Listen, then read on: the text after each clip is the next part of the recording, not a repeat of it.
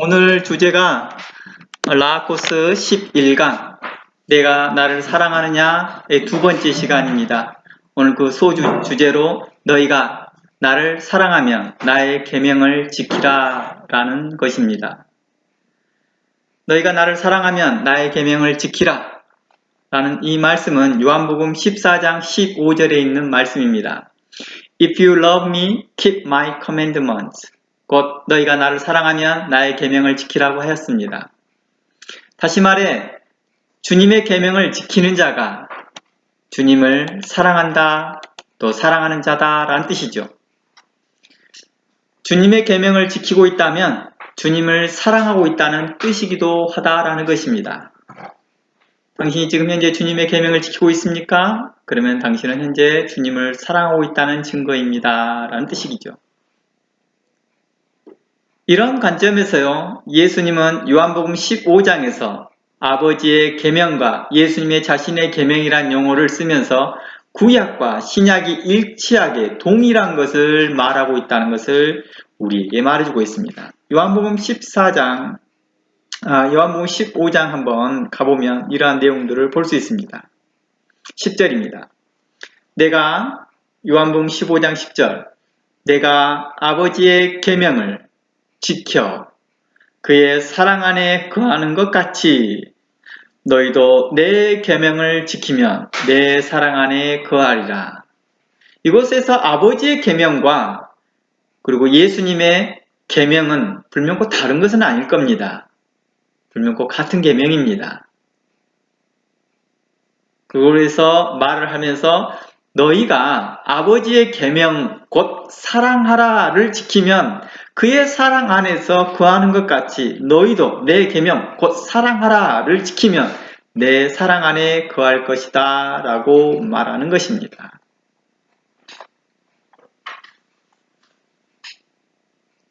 예수님께서 나의 계명을 지키는 자라야 나를 사랑하는 자니 라는 관점을 요한복음 14장 21절에서 이렇게 말하고 있죠.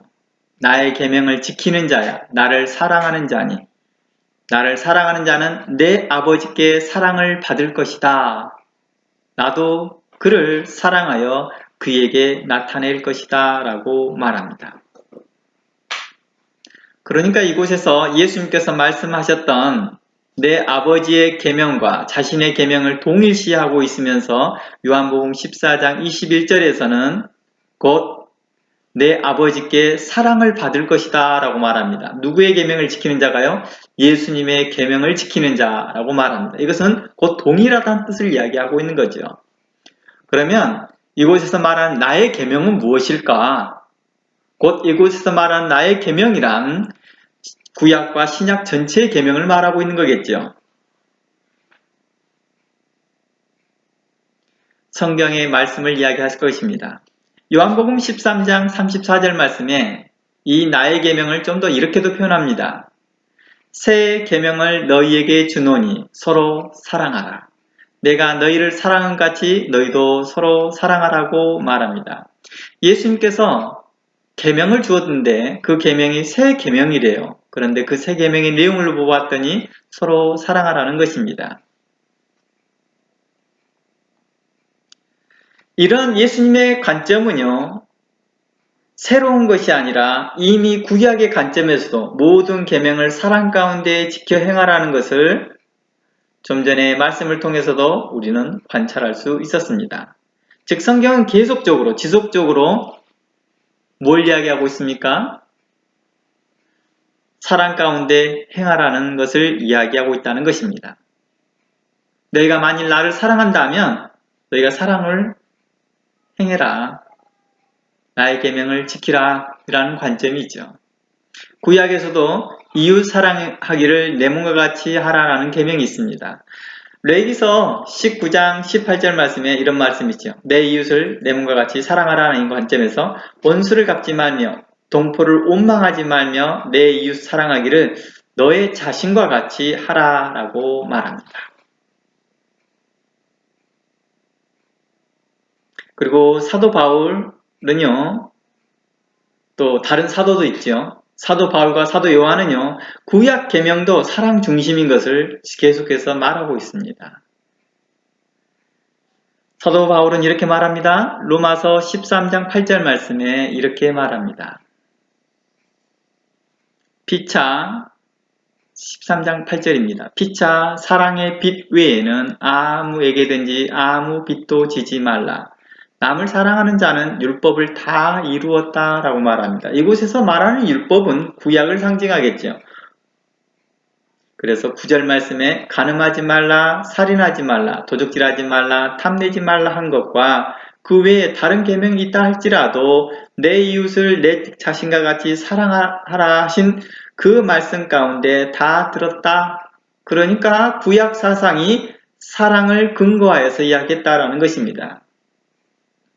사랑을 근거해서 이 계명을 지키라 이 말입니다. 사랑은 10절 사랑은 이웃에게 악을 행하는 것이 아니니 그러므로 사랑은 율법의 완성이다 라고 사도 바울은 이야기합니다. 그러니까 사도 바울은 예수님의 새 계명이 율법을 완성하는 것이다 라고 설명한다 라고 볼 수 있겠죠.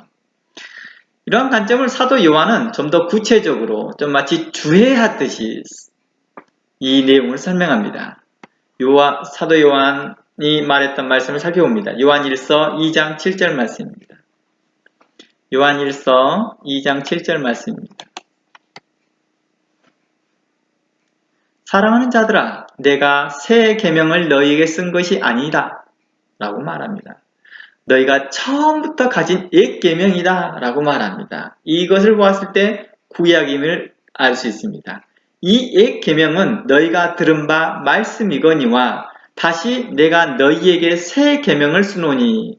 마치 사도 요한은 예수님이 하셨던 말씀을 그대로 인용합니다. 예수님이 내가 너희에게 새 계명을 주노니 라고 하는 것들처럼 마치 이 내용에서 사도 요한이 예수님과 같은 똑같은 어법을 쓰고 있다는 거예요. 내가 너희에게 새 계명을 준다. 그런데 실질적으로 이것은 너희가 이미 알고 있는 것이다 라고 말하는 것입니다.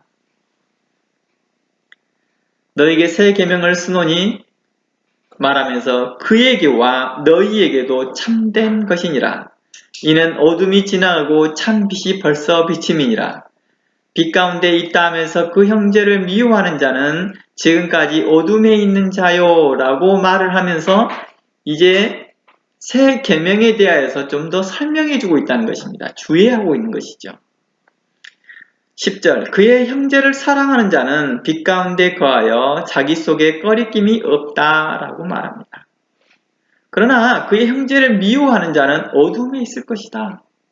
그리고 또 어둠에 행하여 갈 길을 알지 못하나니 이는 그 어둠이 그의 눈을 멀게 하였다라고 말합니다. 무엇이? 그 어둠이 그의 눈을 멀게 하였다라고 말합니다.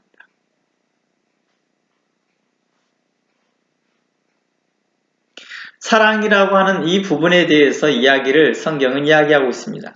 사랑을 근거하여서 사랑이 동기가 되어져서 그 계명을 지켜진다라고 말합니다. 그러므로 예수님은요, 너희가 나를 사랑하면 나의 계명을 지키라 라고 말을 했던 것입니다. 예수님께서 새 계명이라고 한 것은 구약 계명을 기억을 못해서도 아니겠지요. 그렇다고 구약 계명을 폐하려고 한 것도 아니었고 다시 세우는 것도 아니었다는 것입니다. 이는 사랑이란 해석을 다시 해서 지키라는 뜻입니다.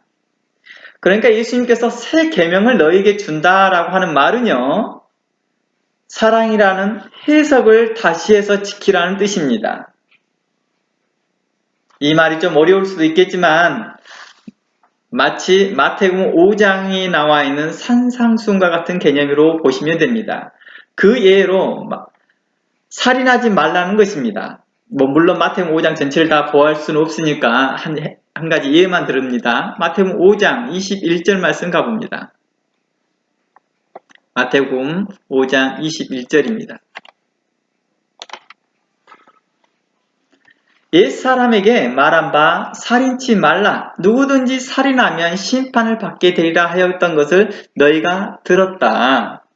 그러면서 이 살인에 대하여서 바리새인과 율법사들이 해석했던 내용들이 있을 거 아니에요? 그 내용이 무엇이다라고 설명하지 않습니다. 그리고 이렇게 말합니다. 그것이 너희들이 다 알고 있는 부분이라는 거예요. 너희들이 다 알고 있는 부분이니까 말하지 않고 이렇게 말합니다. 옛사람에게 말한 바 살인하지 말라. 누구니 살인하면 심판을 면치 받지 않게 될 것이다 했는데 그 살인의 대상이 누구인지에 대해서는 말하지 않습니다. 그리고 누가 또 살인자에 대해서는 말하지 않았습니다. 그러니까 너희들이 그동안 어떻게 살인자에 대해서 해석했고 살인의 대상이 누구인지에 대해서 설명하지 않았습니다. 그런데 예수님이 이렇게 말합니다. 누가 살인자냐? 그리고 누가 그 살인의 대상자냐? 라고 말했을 때 이렇게 말합니다. 나는 너희에게 이르노니 형제에게 노하는 자마다 심판을 받게 되고 형제에 대하여 나가라 하는 자는 공회에서 잡히게 되고 미련한 놈이라 하는 자는 지옥불에 들어가게 되리라 라고 말합니다. 이 내용에 대한 부분에 대해서는 심판을 받게 되고 공회에 잡히게 되고 지옥불에 들어가는 자들은 누구입니까? 살인한 자들이 받게 될 심판이었습니다. 그런데 이 살인한 자의 받을 심판을 누구에게 확장시키고 있습니까? 형제에 대해 노하는 자. 그러니까 노를 바라는 자가 바로 살인자다라고 말하고 있고 그 대상이 형제임을 이야기하고 있습니다. 형제에 대해서 나가라는 자, 또 형제에 대해서 미련한 놈이다 라고 하는 자. 여기서 말하는 미련한 놈이라고 하는 것은 어떤 거예요? 너희가 율법을 들어도 깨닫지 못하는 자, 미련한 놈. 이러한 관점에서 이해해 보시면 됩니다. 또 이것이 좀 더 확장돼서 해석되어지면서 어떻게 말하느냐? 사마리아인과 이방인들에게 대해서 하는 말입니다. 그러므로 예물을 제단에 드리다가 거기서 내 형제에게 원망 들을 만한 있거든 생각이 나거든 예물을 제단 앞에 두고 먼저 가서 형제와 화목하고 그 후에 와서 예물을 드리라 라고 말합니다. 다시 말해서 살인자의 예물은 받지 않겠다는 뜻입니다. 살인자의 예물은 받지 않겠다라고 말하는 것이죠. 25절 이것은 너희 율법이 말하고 있다. 너희들이 그렇게 해석하고 있다. 그러나 예수님은 해석을 뭐 해줍니까? 바르게 해줍니다. 그 살인자라는 의미가 이런 의미야. 너희를 송사하는 자와 함께 길을 걸었을 때 급히 사화하라. 화해하라는 것이죠. 26절 진실로 내게 이르노니 홀이라도 남김없이 다 갚기 전에는 결단코 거기서 나오지 못할 것이다 라고 말합니다. 나중에 기회가 되면은요 헬라어 성경으로 예수님의 산상수훈 5장에서 7장을 한번 나눠봤으면 좋겠습니다. 물론 제가 마태복음 7장 강의는 제가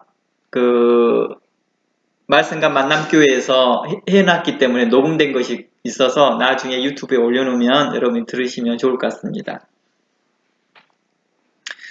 계속해서 연결해 봅니다. 우리가 하나님을 사랑하고 예수님을 사랑하고 이웃을 사랑할 수 있는 것은 하나님이 우리를 먼저 사랑하셨기 때문이다 라고 성경은 이렇게 증거합니다.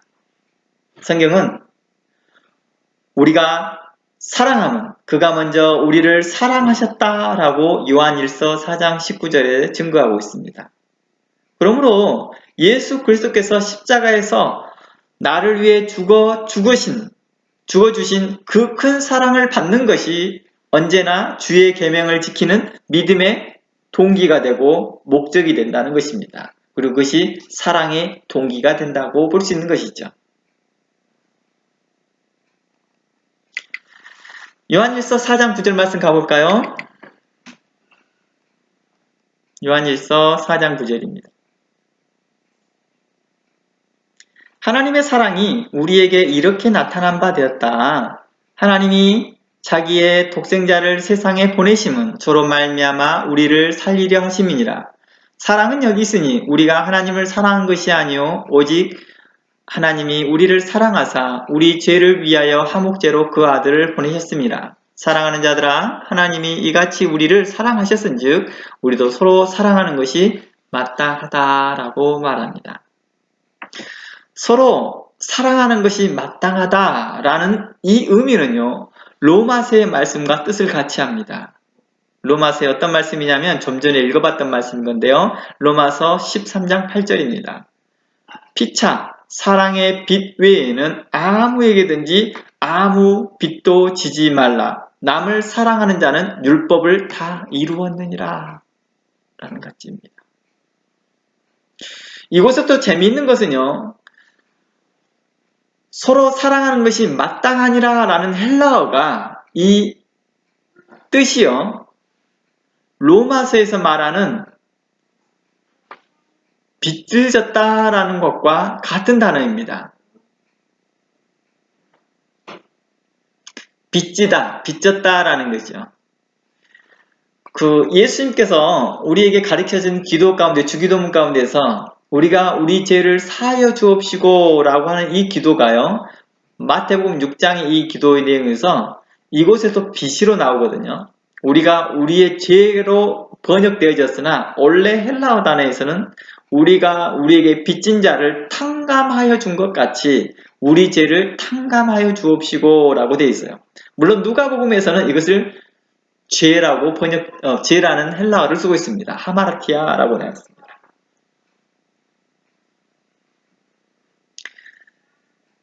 주기도문에서 설명했던 것처럼 우리의 빚을 탕감하여 준 것처럼 우리가 우리에게 빚진 것들을 탕감하여 준 것처럼 우리의 빚들을 탕감하여 주옵소서라는 그런 같은 단어에서 서로 사랑하는 것이 빚져 있다라고 말하는 것입니다. 그래서 사도 바울은 이러한 관점에서 피차 사랑의 빚 외에는 빚진 것 외에는 아무에게든지 아무 빚도 지지 말라. 남을 사랑하는 자는 율법을 다 이루었다라고 하는 관점을 이야기하고 있습니다. 요한 1서 4장 29절 말씀을 보면 요한 1서 4장 19절부터 이제 좀 더 읽어볼게요. 요한 1서 4장 19절입니다. 우리가 사랑함은 그가 먼저 우리를 사랑하셨음이니라. 우리가 좀 전에 읽어봤던 내용이었죠. 그래서 우리의 사랑의 근거와 동기가 다 예수 그리스도께서 우리를 사랑하시면서부터 출발되어진다라고 하는 것입니다. 20절 누구든지 하나님을 사랑합니다 라고 하고 그 형제를 미워하면 이는 거짓말하는 자니 이 말씀을 마태복음 시각에서 보면 누구든지 하나님을 사랑하노라 하고 그 형제를 미워하면 이는 살인하는 자니라는 뜻이 돼요. 마태복음 5장을 에서 예수님의 시각에서 본다면 예수님의 시각이라고 할 수 없겠죠.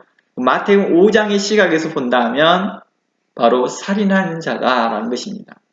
요한일서 4장 20절도 바로 예수님의 시각이요 성경의 시각이죠. 그런 사람은 거짓말하는 자다라는 것입니다. 거짓말하는 자, 살인하는 자 같은 개념에서 놓고 있다는 것입니다. 그러한 사람들이 받을 심판은 분명하다라고 말해주고 있는 것이죠. 그 형제를 사랑하지 아니하는 자가 보지 못하는 바 하나님을 사랑할 수가 없다라고 말합니다. 형제를 사랑하지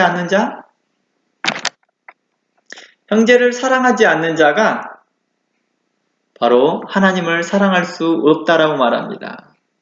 예수님께서 이렇게 물어봅니다. 너가 나를 사랑하느냐? 라고 말할 때 예, 주님, 제가 예수님을 사랑합니다 라고 대답한다면 이 말은 곧 내가 내 형제를 사랑하겠습니다 라는 말과 동일한 고백입니다. 이렇게 물어보겠죠? 예수님께서 너가 나를 지금까지 사랑하고 있었느냐? 라고 말했을 때 제자들의 답변이 네, 예수님을 지금까지 사랑하고 있었습니다 라고 말한다면 이는 지금까지 우리가 형제들이 서로 사랑하고 있었습니다 라고 말하는 것입니다. 자녀들에게 너가 나를 사랑하느냐 라고 물어봤을 때 한다면 자녀들이 부모님 사랑해요, 엄마 사랑해요, 아빠 사랑해요 라는 것은 우리가 형제들이 사랑하고 있었습니다 라는 것들을 함께 보여줘야 된다는 것을 이야기하고 있는 것입니다.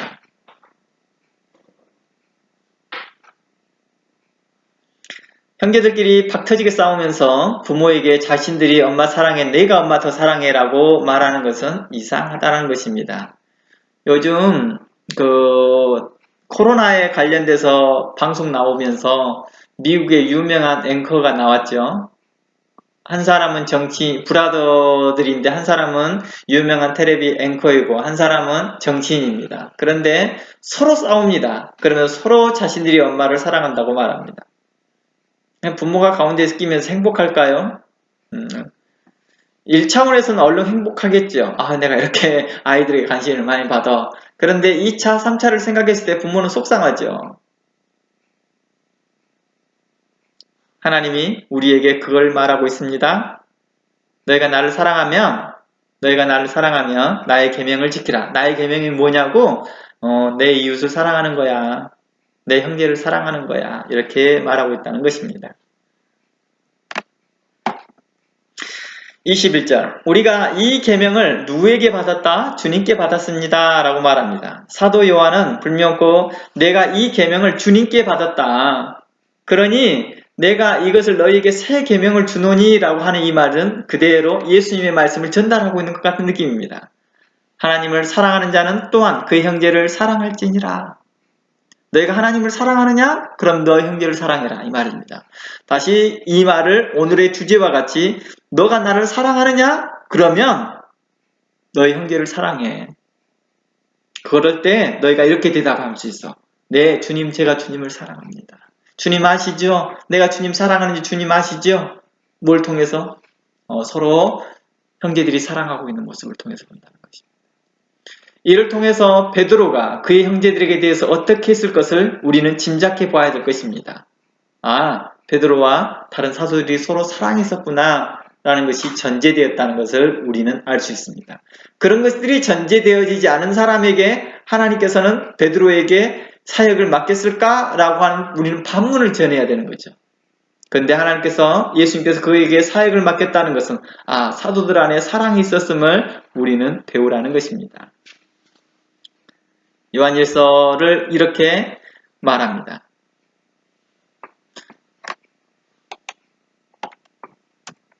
하나님을 사랑하는 자는 그 형제를 사랑하라 라는 관점입니다. 이게 바로 성경의 관점이었습니다. 이게 바로 율법이요 또 율법을 완성이다 라고도 말합니다. 그러면 어떻게 사랑할 것이냐에 대한 것에 대해서 성경은 또한 이렇게 증거합니다. 오늘 우리가 좀 전에 시작하기 전에 찬양으로 함께 했던 내용입니다. 마태복음 22장 37절입니다. 마음을 다하고 성품을 다하여 힘을 다하여 주 너희 하나님을 사랑하고 내 이웃을 사랑하는 것을 성경을 이야기하고 있다는 것입니다. 마태복음 22장 37절 말씀을 통해서 이제 읽어봅니다. 예수께서 가라사대 내 마음을 다하고 목숨을 다하고 뜻을 다하여 주 너희 하나님을 사랑하라 라고 말합니다. 이것이 크고 첫째 되는 계명이다 라고 말합니다. 둘째는 그와 같으니 내 이웃을 내 몸과 같이 사랑하라 하셨으니 이 두 계명이 온 율법과 선지자의 강령이다 라고 말합니다. 즉 계속해서 성경은 뭘 말하느냐? 모든 계명의 기초가 사랑임을 이야기하고 있습니다. 너희가 계명을 지키려고 하느냐? 그 사랑의 동기에서 시작해라 라고 말하고 있습니다. 이것이 가장 큰 계명이요 율법과 선지자의 강령이다 라고 말합니다. 마음을 다하고 목숨을 다하고 뜻을 다하여 하나님을 사랑할 뿐만 아니라 내 이웃을 내 몸과 같이 사랑하라고 하는 이 관점을 성경은 지속적으로 이야기하면서 그 안에 많은 계명들을 두었습니다. 살인하지 말아야 될 이유가 바로 이유 때문이야 라고 말하는 것입니다. 도적질하지 말아야 될 이유가 바로 이유 때문이야. 거짓말하지 말아야 될 이유가 바로 이런 이유 때문이야. 목회자가 성도들에게 바른 말씀을 가르쳐야 될 이유가 뭔지 아니? 바로 이런 이유 때문이야. 내 이웃을 사랑하는 거고 하나님을 진정으로 사랑한다면 내가 하나님의 말씀을 깊이 상고해. 이렇게 말했다는 것입니다. 또한 성도들에게 또한 그렇죠. 내가 하나님을 정말 사랑하느냐? 그러면 하나님의 말씀을 읽어. 너희가 하나님께서 너희들을 인격적으로 대해주기를 원하느니 그러면 너희도 인격적으로 하나님 말씀을 읽어봐. 너희들이 인격적으로 하나님 말씀을 묵상해보고 상고해봐.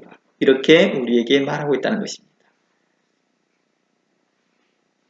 마음을 다하여 형제를 사랑한다면 예수를 사랑하고 주의 계명을 순종하는 것이기 때문입니다.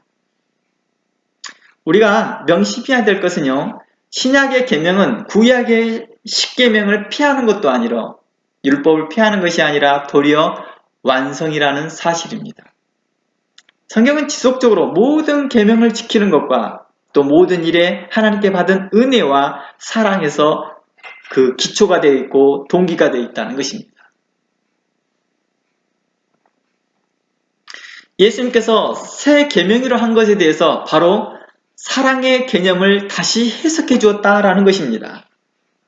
예수님께서 새 계명이라고 하는, 실상 새 계명이라고 하는데요, 사랑하라는 거예요. 그러니까 그 사랑이라는 그 단어는 이미 구약에서부터 나와 있단 말이에요. 그리고 우리가 좀 전에 확인해 봤던 것처럼 내 이웃을 내 몸과 같이 사랑하라는 말씀인 레위기의 말씀이 이미 명시되어 있었다는 것입니다. 그리고 계속 사도들도 그렇게 말하고 있습니다. 구약의 모든 계명이 사랑을 기초해서 말할 수 있습니다. 라고 말하고 있습니다. 그런데 문제는 그 사랑이라는 단어를 해석하는 데 있어서 바리새인과 사두개인과 율법사들이 어떻게 해석했느냐가 문제인 것이죠. 예수님은 그들이 어떠한 해석에 대해서 문제가 있었기 때문에 그들을 외식되어졌다, 거짓되어졌다, 불법을 행한다 라고 말하고 있었다는 것입니다. 그리고 그 계명을, 하나님의 말씀을 사람의 계명으로 바꾸어 가르치고 있더라는 것입니다.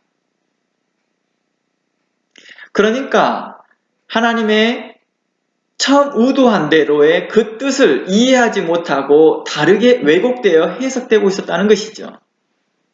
그래서 예수님은 다시 사랑의 개념을 다시 해석하고 구약과 신약이 동일하게 말하는 사랑의 기준을 말하고 있었다는 것입니다. 동일한 기준점이죠. 예수님이 와서 다시 그 기준점을 잡아준 것이 아니라 구약에서 하나님이 말씀하셨던 의도와 신약에서 말씀하는 그 의도가 같다는 걸 이야기하고 있는 거예요. 그래서 그것을 해석해 줍니다. 사람들이 이 말씀을 사람에게 가르쳤던, 애곡했던 것을 이제 교정해 준 것이요. 어느 때는요, 선지자를 통해 그들이 마음을 완악하여져서 그렇게 해석해 주었다라고 말합니다. 그러니까 어떤 본문들을 보면은요, 원래 그 뜻은 아니에요. 그런데요, 백성들이 마음이 완악하니까 그냥 그렇게 해석해 주는 것이에요. 그래도 다시 그 말씀을 회복시켜 주는 것입니다. 그것이 바로 이혼에 관련된 것이죠. 이제 다시 그 계명의 뜻과 본래 것으로 이제 예수님은 회복시켜 줍니다. 예수님은 그에게 가르쳤던 것이 바로 새 계명이었던 것입니다. 그러니까 본래의 뜻으로 회복시켜 준 것을 이제 새 계명이라고 말씀하셨던 것이죠. 이제 그 예를 오늘 주제인 내가 나를 사랑하느냐? 그러면 내가 나를 사랑하면 나의 계명을 지키라 라는 그 중심의 본문을 통해서 이제 알아보려고 합니다. 오늘 중심의 본문이 누가복음 10장이었죠. 그 누가복음 10장을 통하여서 이제 예수님께서 그 사랑의 그 기준점들을 뭘로 말씀하고 있는지를 살펴보고자 합니다. 이미 마태복음 5장을 통해서 제가 잠시 언급했던 그 부분을 통해서 이미 어느 정도의 기준점이 나왔습니다. 바로 그 기준점입니다. 이제는 누가복음을 통하여서 이제 그 실례를 좀 더 구체적으로 들어보려고 한다는 것입니다. 누가복음 10장 25절입니다.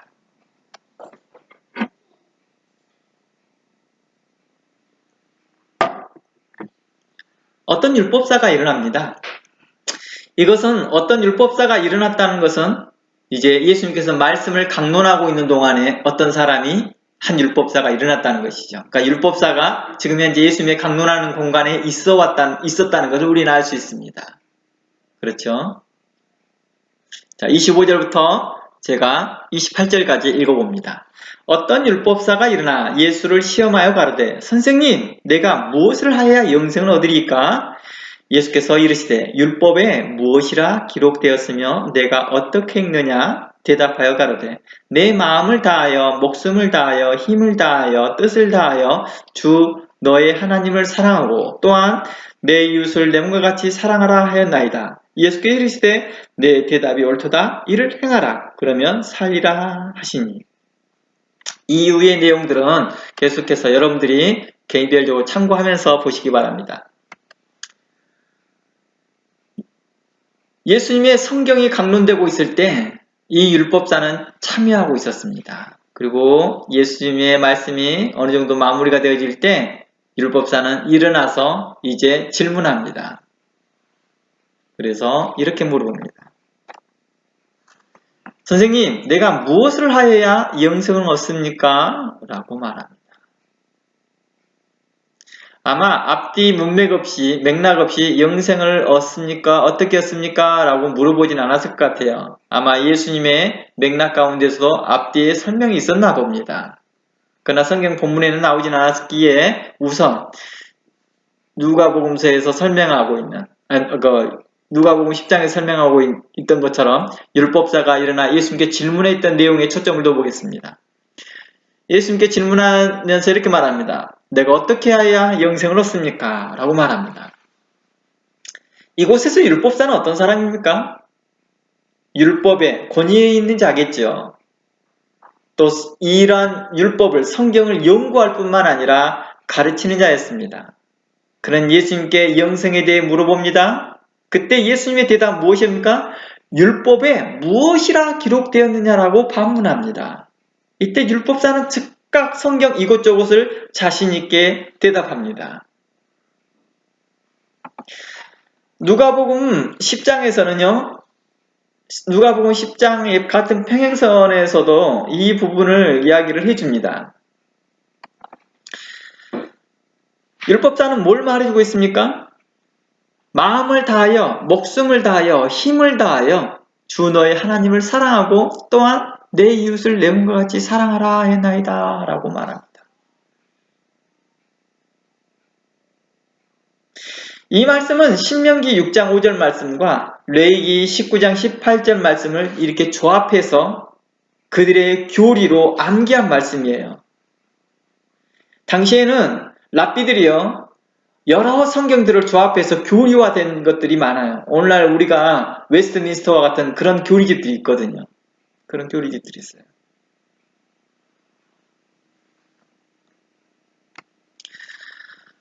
그래서 그러한 교리들을 잘 이야기했습니다. 또한 그는 이 말씀으로 설교도 했겠지요. 또 이 말씀을 가지고 백성들을 가르치기도 했을 거라는 것입니다. 뭐에 대해서 가르쳤을까요? 영생에 대해서 가르치면서 이 부분을 이야기했을 거라는 것입니다. 왜냐고요? 예수님께 질문한 내용이 뭐였습니까? 내가 무엇을 하여야 영생을 얻습니까? 라고 말을 했을 때 율법사는 즉각 이 대답을 했을 때 이 대답했던 걸 보아서 율법사는 영생에 대한 교리로 이것이 기록되었은 걸 알 수 있다는 것입니다. 그들은 이것을 교리화시켰다는 것이죠. 불명코 알고 있습니다. 우리도요. 어떻게 하면 구원받습니까에 대한 교리적으로 잘 알고 있습니다. 우리가 잘 알고 있는 사형리부터 시작해서 아주 기초적인 사형리부터 시작해서요. 고급 교리인 구원론, 신학적으로 구원론까지 이르러 있습니다. 하지만 그걸 잘 꿰뚫고 알고 있다고 해서 그 사람에 대하여 구원이 있느냐라고 예수님은 우리에게 다시 반문하는 듯 합니다.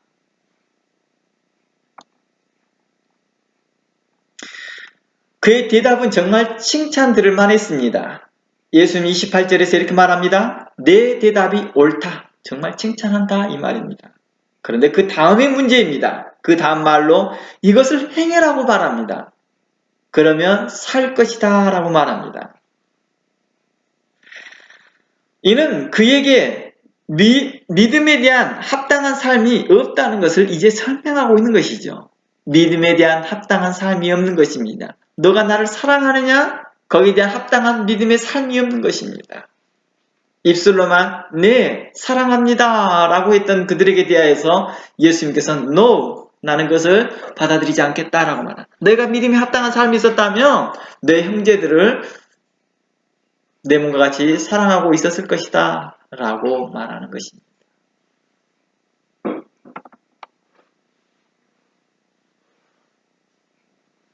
제가 이곳을 자주 언급하지만 목회자들에게 말을 하지만 실상 목회자들끼리 서로 안부 인사도 안 합니다. 목회자들이 실상 같은 오한협에 있으면서도요, 오한협 형제들끼리도 서로 안부조차도 물어보지도 않습니다. 그러면서 교회에서는 서로 사랑하라고 외칩니다. 내 이웃을 사랑하라고 말합니다. 전에도 말씀드렸던 것처럼 제가 목회자 기도 모임에서 약 4년간 참여하면서 그때 이름이 통곡의 강의였던가? 였습니다. 그 통곡의 강의 4년간 참여하면서 많은 목사님들이 소독 기도하는 가운데 제가 5분 정도 이렇게 앞에 나와서 설교할 수 있는 설교가 아니죠. 말씀을 나눌 수 있는 기회를 얻어서 말을 하는데요. 그때 그렇겠죠. 목사님 서로 사랑합니까? 우리는 서로 사랑하지 않으면서 교회에서는 우리는 서로 사랑을 하고 외칩니다. 같은 교단 사람 아니면 우리는 둘러보지도 않습니다. 같은 교파 사람 아니거나 우리는 둘러보지도 않습니다. 심지어 우리는 같은 교인이 아니면 둘러보지도 않습니다. 같은 교단의 형제 교회가 힘들어하고 어려워할 때 그를 돌아보지도 않습니다. 분쟁이 있어 다툼이 있으면 그 형제 교회가 도와서 내가 뭘 도와줄까 목사님? 목사님 뭘 도와드릴까요? 라고도 물어보지도 않습니다. 그러면서 우리는 서로 사랑하라고 말합니다. 우리는 얼마나 외식됐고 가식되었고 우리는 그에 대해서 병폐한 모습들을 보입니까? 라고 말해본 적이 있습니다. 이 말들을 계속해서 저는 목회자 세미나를 통하여서도 계속해서 이것을 계속해서 반복해서 말해본 적이 있습니다. 그리고 그동안에 많은 교회들을 협력하면서 많은 목사님들에게 이러한 말들을 계속해서 반복해 보았습니다. 그러나 여전히 우리 가운데 사랑은 식어져 있고 냉랭하기 그지없습니다. 제가 어느 날 목회자 세미나라고 해서 어느 유명한 목사님이 오셔서 그 목사님이 강의를 한다고 해서 많은 오한연 목사님들이 다 모였어요. 저도 감사하게끔 초대받아서 거기 가서 초대받은 것이 아니죠. 제가 신청이 받아들여져서 그 강의를 듣게 되었습니다. 그 강의를 듣고 점심시간이 되어서 같이 식사를 나누는데요. 놀라운 사실을 발견했습니다. 정말요. 두 분 다 오클랜드 꽤나 유명한 목사님이십니다. 두 분 다 크리스찬 라이프의 신문에 두 분 다 나오시는 분들이에요. 제가 그분들 사이에 제가 식사하게 됐습니다. 그런데 놀라운 것은요. 그 두 분이 서로 한 면도 안면이 없다라는 것입니다. 인사조차를 안 해요. 제가 중간에서 양쪽 목사님을 소개했습니다. 놀랍지 않습니까? 저는 오한협 회원도 아닙니다. 오한협 회원의 목사도 아닌 제가 오한협 모임에 단 한 번도 참석하지 않았던 제가 어떻게 두 분 목사님을 양쪽에 놓고 소개할 수 있을까요? 우리의 현실과 같습니다. 오늘날 교회는 어떻습니까? 성도들의 모습은 어떻습니까? 우리는 가난한 성도들에 대해서 어떻게 바라보고 있습니까? 그리고 다른 교회 성도들에 대해서 어떻게 바라보고 있습니까? 참으로 우리의 모습을 살펴봤으면 좋겠습니다. 그러면서 우리가 주님 사랑합니다. 주님 사랑합니다. 주님 내 마음 아시죠? 라고만 하지 말고 내 삶 가운데서 하나님을 사랑하는 모습이 우리의 형제를 사랑함에 있어서 증거되어지고 나타나졌으면 좋겠습니다. 율법사는 자신의 믿음에 합당한 삶은 없으면서도 영생에 대한 교리는 잘 외우고 다니고 있습니다. 중요 핵심 교리는 잘 알고 있다는 것입니다. 우리도 그렇습니다. 어떻게 하면 구원을 받나요? 잘 알고 있습니다. 그러나 우리는 그렇게 행하지 않고 있다는 것입니다. 율법사의 상태를 이제 바라보면서 우리의 모습을 좀 바라봤으면 좋겠습니다. 누가복음 11장 46절 말씀에 이렇게 말합니다. 예수님께서 누가복음 10장에서 율법사의 그 상태를 율법사의 말을 하고 난 다음에 11장에서는 이제 율법사의 상태를 설명합니다. 가라사대 화 있을진저 또 너희 율법사여 자기 어려운 짐을 사람에게 지우고 너희는 한 손가락도 이 짐에 대지 않는도다 라고 말합니다. 율법사는 성경을 풀어 해석하는 사람입니다. 오늘날로 말하면 목사들입니다. 근데 자기 어려운 짐을 사람에게 지우고 너희는 한 손가락도 움직이지 않는다고 말합니다. 형제들에게 교회에서는 목회자가 성도들에게 서로 사랑하십시오. 내 몸과 같이 사랑하십시오. 서로 돌보십시오 라고 말하지만 정작 본인들은 목회자로서 목사들에게 대하여서 또 주변 이웃에 대해서 그렇게 행하지 않고 있는 것을 지적하고 있는 것 같습니다. 47절 화 있을진저 너희는 선지자들의 무덤을 쌓는도다. 저희를 죽인 자도 너희를 조상이로다. 이와 같이 저희는 죽이고 너희는 쌓으니 너희가 너희 조상이 행한 일의 증인이 되어 옳게 여기는도다. 이러므로 하나님의 지혜가 일렀을 때 내가 선지자와 사도들을 저희에게 보내리니 그 중에 더러는 죽이고 핍박하였다라고 말합니다. 선지자와 사도들을 보냈습니다. 솔직히 선지자와 사도들은 누구와 같은 사람들입니까? 위에 율법사와 같은 자들입니다. 어떻게 보면 종교적인 관점에서 시선에서 보면 같은 사역자들인 거예요. 그런 사역자들 사이에 선지자와 같은 사람을 보내고 사도와 같은 자들을 보냈습니다. 그런데 어떻게 했어요? 선지자와 같은 자들을 보내고 사도와 같은 자들을 보내었으나 그들이 뭐 했다고? 죽였다고 말합니다. 사랑하지 않는 거죠. 그리고 오직 자기 그룹 안에 들어온 자들만이 서로 사랑하고 있습니다. 서로 보호하고 있다는 것입니다. 그 그룹 안에 들어오지 못하면 철저하게 배척합니다. 자기 교단 사람이 아니면 철저하게 배척합니다. 오늘날 우리의 모습과 같습니다. 우리는 어떠나요? 참으로 이러한 안타까운 일들이 이 좁은 오클랜드 땅에서도 일어나고 있더라는 것입니다. 한국은 물론하고 이 오클랜드 땅에도 일어나고 있다는 것을 이야기하고 있는 것입니다.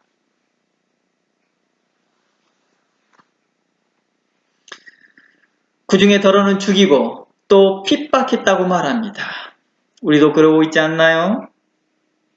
창세 이후로 흘린 모든 선지자의 피를 이 세대가 담당할 것이다 라고 말합니다. 또 아벨의 피로부터 제단과 성전 사이에 죽임을 당한 사가랴의 피까지 하리라. 내가 너희에게 이르노니 과연 이 세대가 담당할 것이다 라고 말합니다. 누구에 대해서 이야기를 하다가 이 말이 나와요? 율법사에 대해서요. 오늘날의 그 목회자들에 대해서 이야기한 것 같지 않아요? 우리는 어떻습니까? 오늘날 목회자들이 바르고 의롭고 선하게 우리가 행하고 있습니까? 하나님께서는 계속해서 이것을 이 세대가 담당할 것이다. 어떤 것을요? 너희가 그에 대한 죄에 대한 심판을 말합니다. 살인하지 말라 하였던 그것에 대하여서 그 심판이 그대로 올 것이라 말하는 것이죠.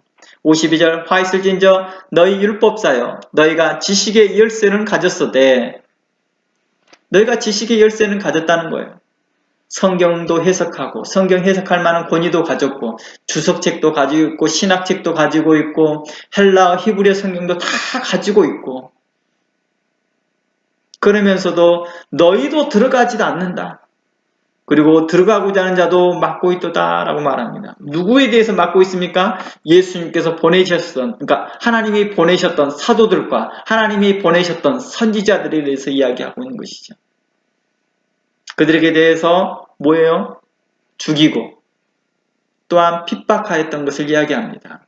그러면서 이것을 예수님 자신에게 투영시켜서 너희가 바로 내게로도 오지 않고 있도다. 나는 그 선지자와 사도들을 보낸 자 아니라 그래도 너희가 내게로 오기를 원치 않는다라고 말합니다.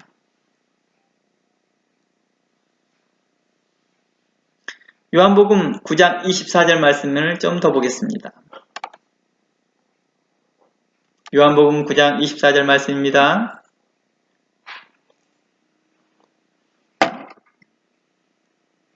이 내용은 제가 전체 읽지 않습니다. 여러분들이 참고하시길 바랍니다. 요한복음 9장 24절 말씀에 한 소경이 있습니다. 나면서부터 난 소경이었습니다. 근데 그 소경을 눈을 띄워주자 바리새인들이 난리 납니다. 누가 띄워줬느냐 어쩌냐 그럽니다. 그리고 난 후에 이 소경에 대하여서 계속해서 신문을 합니다. 그리고 예수라고 말합니다. 그러자 바리새인들이 난리칩니다. 그 사람은 죄인이다. 가지 말아라. 그 사람에게 가지 말라고 말합니다. 그러자 이렇게 말합니다. 아니 죄인이 눈을 뜨게 할 수 있느냐? 이렇게 말합니다. 아니 죄인을 통하여서 하나님의 역사가 일어나느냐? 이렇게 물어보는 거예요. 당연히 안 일어나지 않겠느냐? 제가 이 말을 좀 더 같은 개념에서 하나님을 사랑하지 않는 자가 자에게 어떻게 하나님께서 일거리를 맡기겠냐는 거예요. 안 맡기죠, 당연히요. 하나님을 사랑하는 자, 내 형제를 사랑하는 자에게 대해서 하나님께서 그 사역을 맡기겠다는 것 같이 같은 관점입니다. 아니 죄인에게 그런 역사가 일어날 수 있습니까? No, 그러지 않습니다. 라고 말합니다. 근데 결국에는 어떻게 합니까? 출교권을 가지고 있는 바리새인들은 출교권을 가지고 있는 그 바리새인들은 그 권리를 가지고 권세를 가지고 뭘 합니까? 사람들을 자신의 그룹이 아니면 무조건 배척하는 것이었습니다. 원래 그 출교권은 거짓된 복음과 거짓된 사상을 배척하고 순수한 복음을 유지하고자 하는 목적에서 가지고 있는 권세인데 이것을 거짓되이 악하게 사용하고 있었다는 것을 말합니다. 그 결과 어떤 일이 나옵니까? 그 결과 어떤 일이 발생합니까? 모든 백성 앞에서 멸시와 천대를 당할 것이다 라고 성경은 이야기하고 있습니다. 너희가 그렇게 하나님의 사람들 앞에 가까이 오는 것을 막고 있느냐? 그러면 결국에는 너희가 멸시와 천대를 받을 것이다 라고 말합니다. 지식의 열쇠를 가졌으나 그 지식의 열쇠를 가지고 너희가 주께로 오는 자들과 하나님의 사람들에게 오는 자들과 의를 전파하는 자들과 공의를 전파하는 자들을 막고 있다면 너희가 이 땅에서 멸시와 천대를 받을 것이다 라고 말하고 있습니다. 말라기서 2장 말씀 가볼까요? 말라기서 2장 7절 말씀에 이렇게 말합니다. 말라기서 2장 7절 말씀에 대저 제사장의 입술은 지식을 지켜야 하겠고 사람들은 그 입에서 율법을 구하게 되어야 할 것이니 제사장은 만군의 여호와의 사자가 되미언을 8절 너희는 정도에 섰더나 정도라는 것은 뭐예요? 옳은 길에 섰더나 이 말이죠. 옳은 길에 섰더나 많은 사람을 율법에 거치게 하는도다. 나 만군의 여호와가 이르노라 너희가 레이의 언약을 파하였다.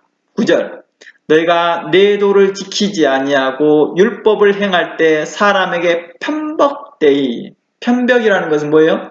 편협되게 기울어지게 하였으므로 나도 너희로 모든 백성 앞에서 멸시와 천대를 당하게 할 것이다 라고 말합니다.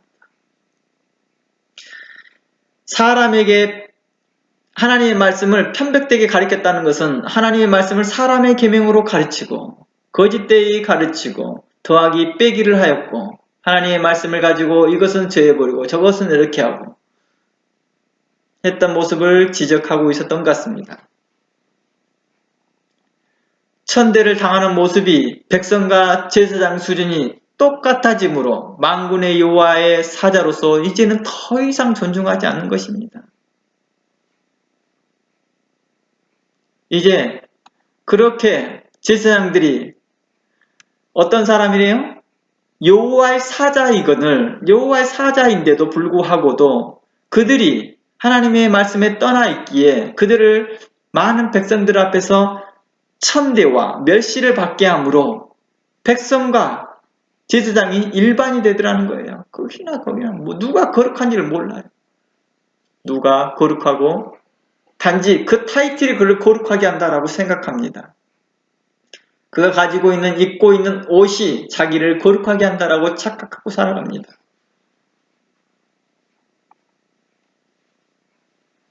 백성들은 제사장을 존중하라 하고 율법사를 존중하라 하나 존중할 만한 거리가 있어야 존중을 하지요.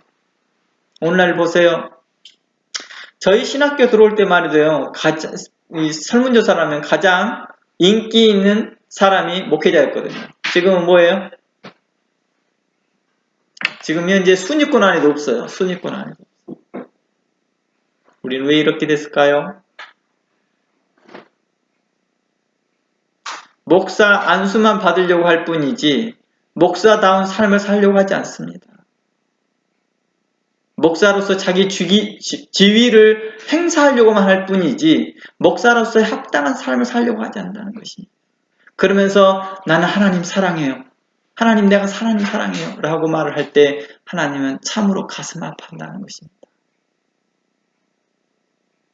너희가 나의 계명을 버리고 나의 율법을 버리고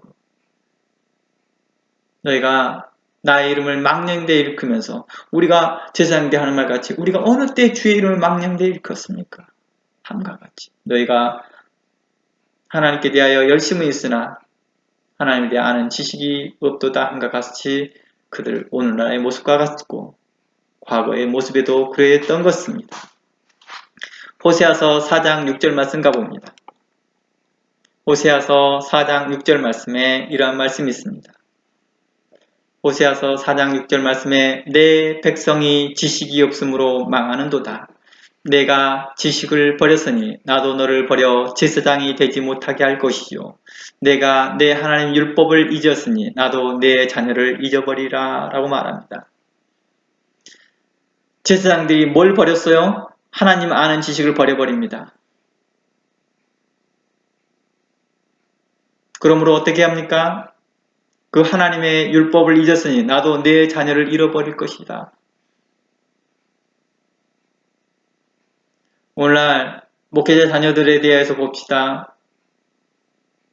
자녀 교육 어떻게 할 거냐고 고민하지 말고요. 내 자신이 먼저 하나님 말씀 안에 굳건히 서기를 원합니다. 라하코스 첫 시작할 때 1강이 바로 뭐였습니까? 너는 마음에 하나님 말씀을 새기고 그 말씀을 자녀들에게 부지런히 강론하라고 말합니다. 이게 제일 먼저 선제된 게 뭐였어요? 먼저 너는 하나님의 말씀을 내 마음에 가르칠 자의 그 사람에게 먼저 말합니다. 그걸 마음에 새기라. 지키라 이 말이죠. 너희가 만일 나를 사랑하면 나의 계명을 지키라 함과 같이 그걸 지키라 이거죠. 그리고 그 말씀을 너의 자녀들에게 강론하라고 말합니다. 내 마음에 하나님의 말씀을 지키고 있다면, 갖고 있다면 성경적 가치관이 자연스럽게 형성이 돼요. 자연스럽게. 누구한테 자녀교육을 가르침을 받고 안 받고가 없어요. 자연스럽게 성경적 가치관이 형성된다는 거예요. 그런데 목회자들이 뭐예요? 얼마 전에도 만났던 목회자가 그럽니다. 매우 세상적 가치관이 쪄들어 살아요. 쪄들어 살아. 우리 자녀들은 어떻게 합니까? 우리 자녀들은 어떻게 합니까? 늘 자신의 자녀들에 대해서 세상적 기준에서 비교해 나가려고 합니다. 한 번은 내가 어느 목회자에게 크게 책망해버린 적이 있습니다. 한국에서 한 5천여 명, 15,000명 정도인가? 15,000명인지 5,000명인지 모르지만 아무튼 크게 목회를 운영하는 대형교회 목사님이셨습니다. 자신의 자녀에 대해서 무엇을 먹을까, 무엇을 입을까 고민하고 있길래 제가 앞에 대놓고 면박을 주며 책망을 해본 적이 있었습니다. 그분이 그 일로 마음이 상하셨는지 나한테 이메일로 길게 장문을 써 보냈더라고요. 제가 거기에 대한 답변을 단 하나도 하지 않고 네, 평안히 가십시오 라고 했습니다. 딱 그 한 줄 썼어요. 딱 한 줄. 네, 평안히 가십시오. 제가 뭘 바라고 있었을까요? 하나님께 긍휼을 바랄 수밖에 없었던 것입니다.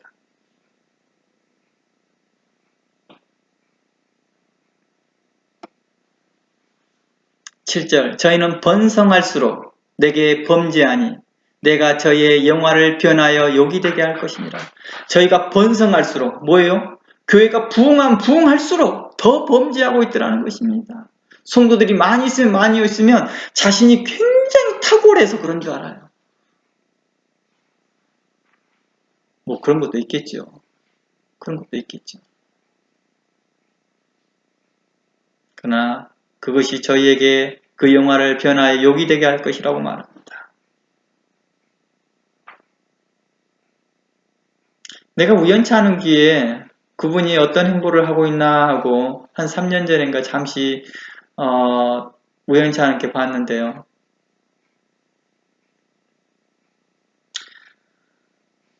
세상 사람들도 하지 않는 일들을 이제 행하고 있습니다. 제가 뭐라고 말하지는 않겠습니다. 아무튼 그렇더라는 거죠. 저희가 번성할수록 내게 범죄하니 내가 저의 영화를 변하여 욕이 되게 하리라. 8절 저희가 내 백성의 속죄제물을 먹고 내 백성의 속죄제물을 먹는다는 게 무슨 뜻이에요? 저희가 교회에서 살해김을 충실히 잘 받아먹고 있는 거죠. 그 마음은 저에게서 제약을 두는도다. 9절 장차는 백성이나 제사장이나 일반이라. 백성이나 제사장이 일반이 되는 이유는 내가 그 소행대로 벌하여 그 소위대로 갚을 것이라. 백성과 제사장이 일반이 됐다고요? 하나님의 말씀을 떠났기 때문에 그래요. 저희가 먹어도 배부르지 아니하며 행음하여도 수요가 더하지 못하니 이는 요와 쫓기를 그쳤음이니라. 오늘날 하나님의 말씀을 배운다는 그 자체가요, 얼마나 우리에게 귀한 시간입니까? 이 시간을 귀히 여기기를 원합니다. 이 시간은 자신의 지식을 자랑하는 시간도 아니요, 자신의 간증하는 시간이 아니라 우리가 하나님 앞에서 어떠한 사람인가를 배우는 것입니다. 그리고 우리가 어떻게 살아야 될 것인지를 배우는 시간이겠죠. 율법사는 자기 자신이 일어나서 이렇게 말합니다. 예수님, 선생님, 우리가 무엇을 하여야 영생을 얻습니까? 자신이 뻔히 알고 있는 것을 예수님을 시험코자 하여 질문합니다. 예수님은 그에게 대하여서 핵심적인 부분을 이야기합니다. 네 그렇게 잘 알고 있으면 그렇게 행해라. 너 그렇게 잘 알고 있다니 그렇게 행해라. 그러면 네가 살리라. 이 살리라라는 이 헬라어가 똑같이 영생이라는 단어와 똑같이 일치합니다. 영생할 것이다 라고 말하는 것입니다.